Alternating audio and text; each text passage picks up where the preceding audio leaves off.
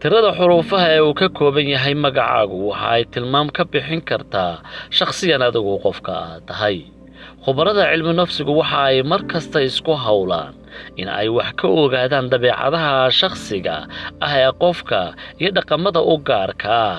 abuur alle ayaa dadka midba muuqaal gaara iyo dabeecadaha ay ku kala duwan yihiin oo yeelay, waxaana la isku waafaqsan yahay in aanay sinaba suuragal u ahayn la dhammeeyo ama la wada barto xigmadda uu alle ku abuuray abuurka shakhsiyadaha aadamaha. maalin kasta oo ku korodha maalmaha qofka aad taqaano waxa aad ka faa'iidi doontaa aqoon dheeraad ah iyo qayb cusub oo ka mid ah shakhsiyadiisa. si kastaba ha ahaatee haddana waxaa la isku waafaqsan yahay in dabeecadaha iyo dhaqanka qofka in kugu filan la macaamilka koowaadba inaad waxoogaa kaga akhrisan karto dabeecadaha u gaarka ah qofka. tusaale ahaan aragtida koowaadba inaad xoogaa ka akhrisan karto dabeecadaha gaarka ah ee qofka waxaa kale oo jira astaamo iyo calaamado qayb ka qaata inaad garato shakhsiyadda qofka. tusaale ahaan taariikhda ama maalinta uu dhashay, midabka indhihiisa iyo timihiisa iyo xataa magaciisa. halkan waxa aynu ku soo qaadan doonaa waxa ay ka yidhaahdeen khubarada cilmi nafsiga iyo falsafadu dabeecadaha qofka iyaga oo ka qiyaas qaadanaya tirada xuruufta magacaasi uu ka kooban yahay.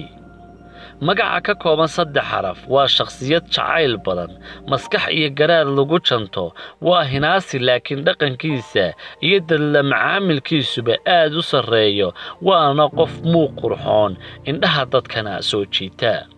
magaca ka kooban 4 xaraf waa shakhsiyad qallafsan oo go'aan adag, waa qof sarreynta jecel in la maamulo ama maskaxdiisa saameyn lagu yeeshaana ay adag tahay, laakiin wanaagiisu waa inuu jacaylka daacad u yahay, waana qof dooqiisu aad u wanaagsan yahay marka ay noqoto wax kala doorashada.